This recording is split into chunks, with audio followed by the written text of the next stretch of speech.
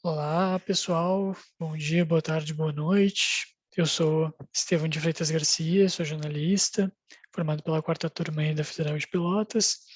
Sou mestre em Sociologia, tive a possibilidade de fazer um mestrado quando terminei minha graduação. Atualmente eu trabalho com design educacional na UOL EdTech. O professor Fábio Souza da Cruz me chamou aqui um pouquinho para falar um pouquinho com vocês sobre estudos de recepção, né? Tendo em vista que no meu TCC eu trabalhei com estudos de recepção e também que eu fui bolsista dele durante algum tempo, né? A gente trabalhou junto com recepção também. Então, ele me chamou aqui para trocar uma ideia com você sobre isso. Vou compartilhar aqui minha tela e a gente vai trocando uma ideia a partir disso.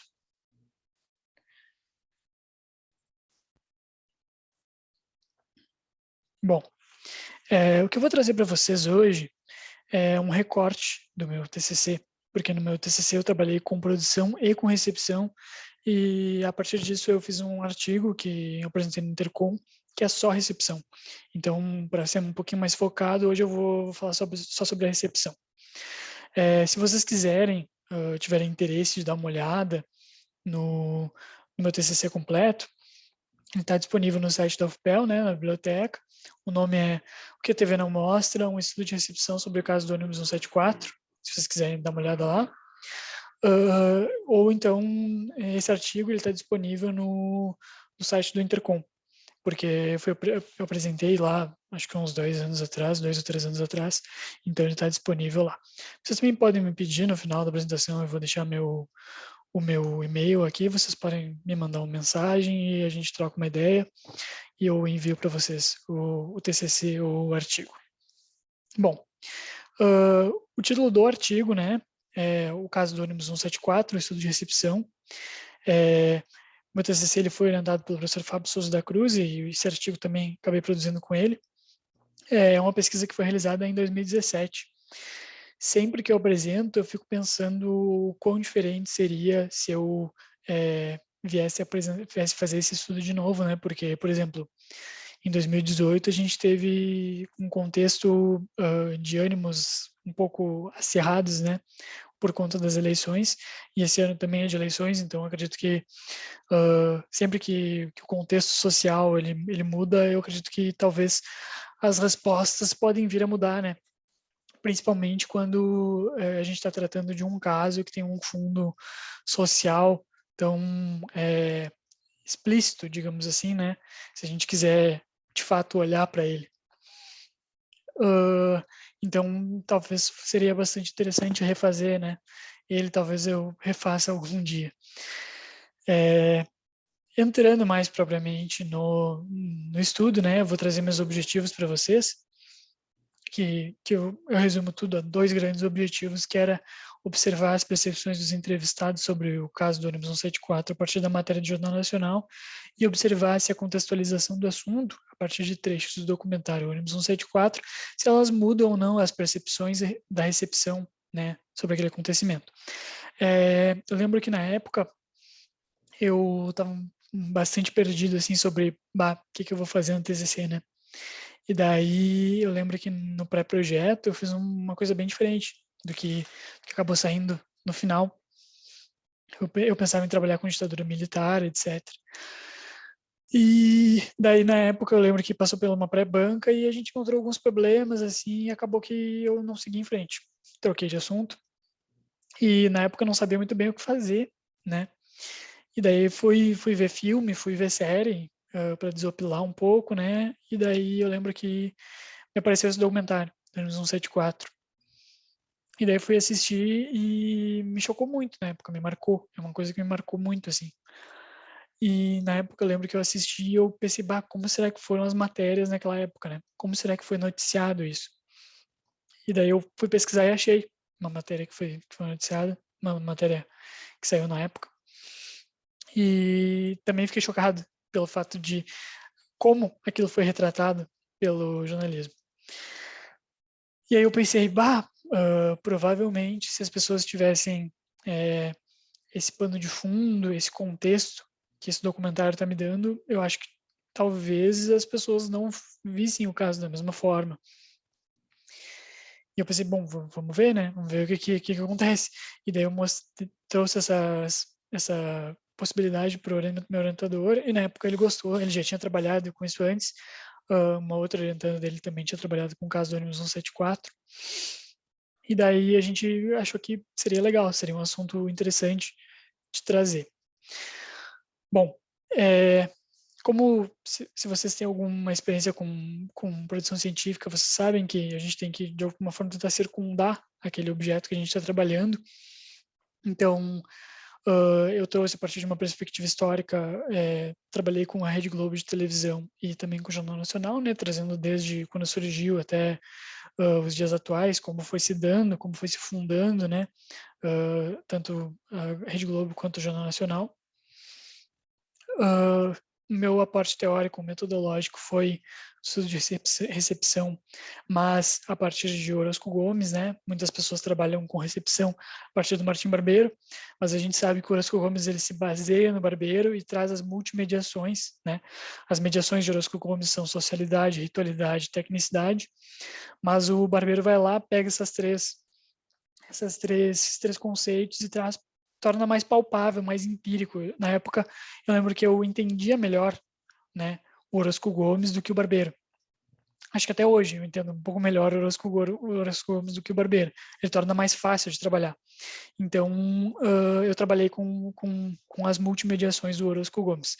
Só trazendo aqui rapidamente uma definição de mediações, a gente pode entender que as mediações são os aspectos que acabam influenciando na criação de significado do receptor, né? O que influencia em tu interpretar de uma forma ou de outra aquela produção. Aqui eu trago rapidamente, né, de forma bastante resumida, as multimediações de Orozco Gomes, né? Mediação individual é a individualidade do sujeito cognoscente comunicativo, mediação institucional traz, né, a relevância da família, escola, trabalho, igreja, etc., na criação de concepções das pessoas, nas suas interpretações de mundo, né? Então, o que essas instituições, né, escola, família, etc., elas vão acabar, como elas vão acabar influenciando, né, ao ser humano, ao sujeito ver aquilo de uma forma ou de outra, ver o mundo, enxergar o mundo de uma forma ou de outra forma. Mediação referencial, né, que se refere às características do receptor, tipo idade, gênero, etnia, classe social, entre outras. Mediação mass media ou videotecnológica, né, que traz a tecnologia exercendo uma mediação, né? Ela fala das diferentes técnicas de linguagem, em ter acesso a um produto por uma determinada mídia ou por outra, questões mais relativas a isso.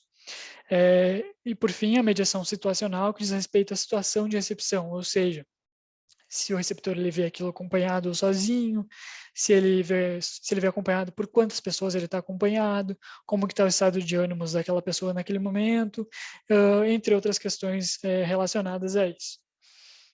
Bom, não sei se vocês sabem o que foi o caso do ônibus 174, eu vou falar rapidamente aqui. Foi um sequestro de um ônibus que aconteceu na cidade do Rio de Janeiro, no bairro do Jardim Botânico, no ano de 2000. Nele teve uma tarde inteira de negociações, né, depois que começou o sequestro, das 2 até as 7 horas. No desfecho, acaba que morre o sequestrador e uma das sequestradas, que é a Geisa Gonçalves. E o que acaba ganhando visibilidade na época foi a ação da polícia, que foi considerada desastrosa, já que, né, uma das pessoas sequestradas que estavam ali acabaram vindo a falecer. Aqui eu trouxe rapidamente para contextualizar, né, a vida do sequestrador. Essas informações a gente pode obter a partir do documentário do ônibus 174, que é um documentário que eu super sugiro que vocês assistam, porque ele me marcou muito e acho que todas as pessoas que assistem ficam bastante chocadas assim com ele. Então, o sequestrador, o nome dele era Sandro Barbosa do Nascimento, ele tinha 22 anos, nascido na região próxima a Niterói, no Rio de Janeiro. Aos 6 anos ele vê a mãe dele sendo assassinada a facadas na frente do bar que eles tinham na favela do Rato Molhado, no Rio de Janeiro. A partir de então ele fica com a tia dele, né? Mas acaba fugindo e se tornando uma pessoa em situação de rua. ele passa por internatos e prisões por questões relativas a assaltos, etc., se envolve com o uso de drogas, e é importante, muito importante destacar que ele foi sobrevivente e testemunha ocular do massacre da Candelária, né? Onde 8 pessoas, oito jovens em situação de rua foram assassinados por policiais militares. Bom, aqui eu trago a matéria do Jornal Nacional, eu vou passar ela para a gente dar uma olhada.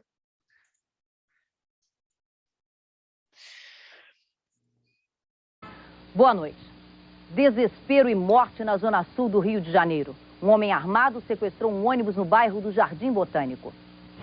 O drama dos passageiros deste ônibus começou pouco antes das 3 horas da tarde. Um assaltante armado com um revólver ameaça quem chega por perto. Ele não se entrega, apesar dos apelos da polícia que cercou o ônibus. Agarrado com uma passageira, o assaltante aponta a arma para todos os lados. O assaltante agora está tentando sair com o ônibus, com a vítima no colo dele. O criminoso ainda obriga um passageiro a ajudá-lo, mas os dois não conseguem fazer o ônibus andar. Nervoso, ele segura a mulher e atira em direção aos policiais. Ele continua ameaçando os reféns. Uma das vítimas é forçada a escrever com um batom no vidro do ônibus que o assaltante está possuído pelo diabo. Só depois de 1 hora, o primeiro refém é libertado. Mas a negociação não avança. O bandido quer 2 granadas e 2 pistolas. A polícia não cede. Ele solta mais uma passageira. Pouco antes das 6 horas, o assaltante atira para o chão. Os tiros aumentaram ainda mais o pânico entre os reféns que estavam dentro do ônibus. Depois do tiro, o desespero. O bandido não desistiu. Pegou outra refém, ameaçou atirar de novo. Pôs o revólver na boca da mulher. Puxou os cabelos dela e desafiou os policiais.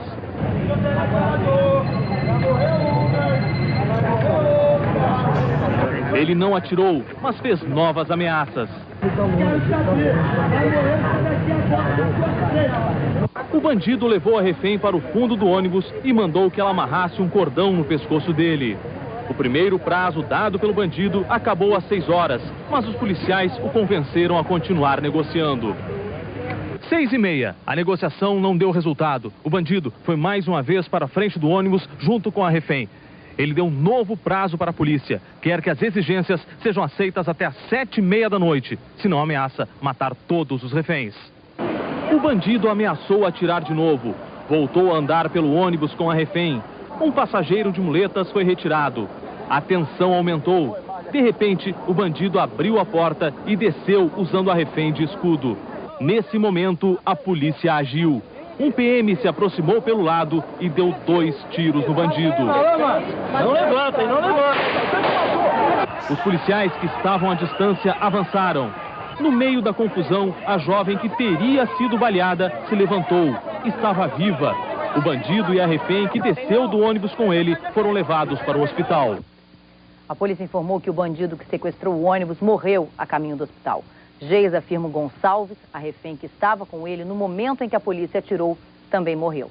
Segundo a direção do hospital Miguel Couto, ela levou 3 tiros. Ainda.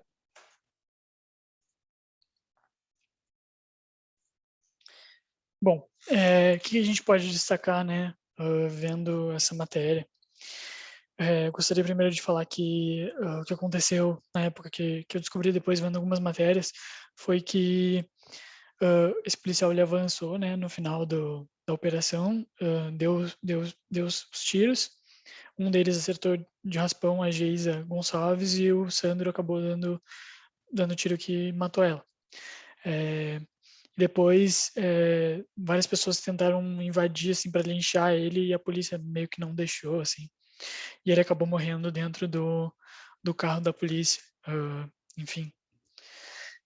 O que a gente pode perceber a partir dessa matéria, né? A primeira frase é: desespero e morte na zona sul do Rio de Janeiro. Um homem armado sequestra um ônibus no bairro Jardim Botânico.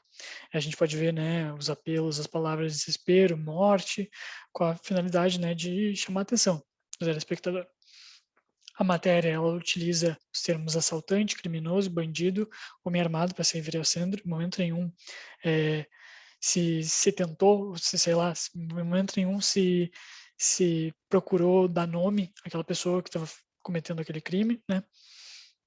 A gente pode ver também um grande realce aos tiros, aos gritos, ao desespero, à ameaça das vítimas. Aquela hora a gente vê ele, disse para ela escrever no vidro do ônibus que ele estava possuído pelo diabo. Umas coisas que são bastante, para chocar bastante, né?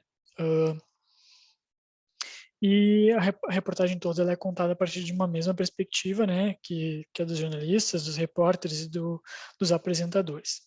Bom, estudo de recepção, como que ele foi feito, então, né? Entrando mais na parte da metodologia, né? Questões mais práticas. O estudo ele foi feito com 10 participantes. Eu tentei trazer vários perfis, né? Diferentes idades, renda, escolaridade, religiões e posicionamentos políticos. A partir disso, eu fiz uma entrevista em profundidade com essas pessoas. O primeiro passo foi entrevistar, fazendo as perguntas referentes a nome, idade, escolaridade, profissão, renda familiar, visão política, religião e quais os meios que as pessoas utilizavam para se informar. A partir disso, eu tive alguns perfis, eu vou ler alguns para vocês rapidamente aqui, eu não vou ler todos, né, porque senão vai demorar muito tempo.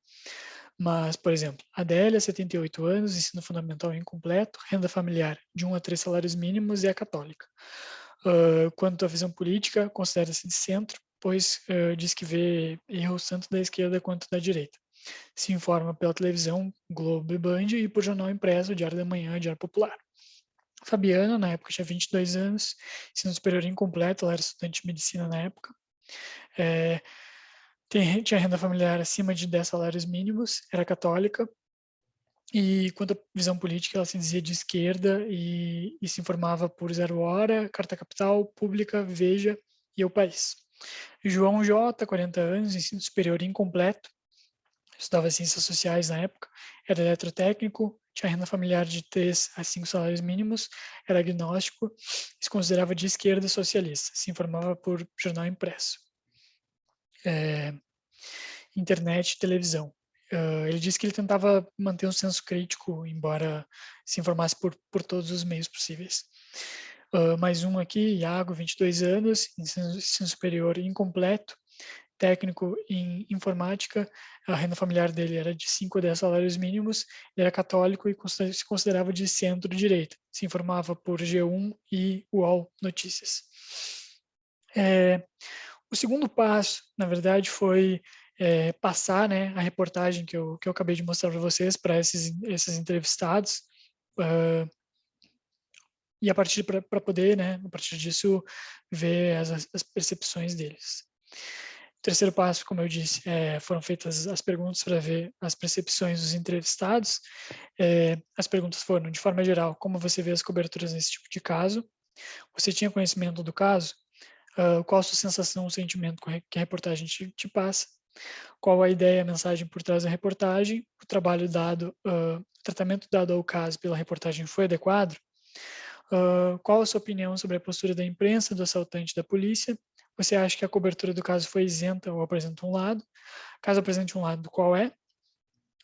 Quanto a informações sobre o assaltante, nome, trajetória de vida, etc., você acha que poderiam ter ganhado espaço na reportagem a fim de contextualizar? Quanto à profundidade da matéria, você acha que foi adequada? Depois disso, o quarto passo foram passados trechos do documentário do ônibus 174, que eu falei para vocês, alguns trechos de contextualização da vida daquela pessoa, como, por exemplo, entrevista com a tia com quem o Sandro morava depois que a mãe dele veio a falecer, né? Pessoas que moravam com ele na rua, pessoas que tinham conhecido ele, várias entrevistas com várias pessoas, enfim, com a finalidade de contextualizar quem era aquela pessoa, quem era o Sandro, quem era a pessoa que tinha sequestrado aquele ônibus. Quinto passo, foram feitas algumas das perguntas novamente, com a finalidade de entender se ocorreriam mudanças, né, com relação à recepção da primeira reportagem, a partir dessa contextualização do caso, né? Então, foram feitas de 3 a 9, então, que seria de qual a sua sensação, sentimento com a reportagem, o tratamento dado ao caso foi adequado, enfim, só não foram feitas essas 3 primeiras porque não fazia sentido. Aqui eu trouxe para vocês algumas das respostas, né? De forma geral, como você vê as coberturas nesse tipo de caso. A Adélia coloca que acha que exagera um pouco e completa, fazem sensacionalismo. Eduardo aponta que a imprensa tem a tendência de mostrar esse tipo de caso desumanizando a pessoa que cometeu o delito e que, além disso, a forma como é mostrada a matéria direciona o olhar e interpretação do interlocutor. João conta que considera esse tipo de cobertura bem esclarecida e acrescenta: eles fazem de tudo para informar bem. Aqui eu trago essa primeira, fazem parte daquelas 2 primeiras perguntas que não foram feitas de novo, né, porque não fazia sentido, mas a partir de agora eu trago a comparação, né, já de qual foi a resposta depois de assistir só a notícia e depois de assistir tanto a notícia quanto os trechos do documentário. Por exemplo, Iago, ele havia apontado que o sequestrador é mais um dos que deveriam estar mortos e que sentia tristeza pelo ocorrido com a vítima. No segundo momento, ele coloca que sentia angústia, desconforto por tudo que Sandro passou e ver porque realmente isso aconteceu. Fabiana, no primeiro momento, disse que a reportagem trazia a sensação de medo e violência extrema. No segundo momento, aponta que a reportagem traz sentimento de como os atos de violência nada mais são do que reflexos de uma trajetória de vida e de mazelas sociais. Ana Beatriz, para perguntar qual a ideia e mensagem por trás da reportagem, ela coloca que a mensagem, a ideia era mostrar o acontecimento. No segundo momento, ela coloca: passa a mensagem de que ele era bandido, e na verdade ele nem tinha intenção de matar.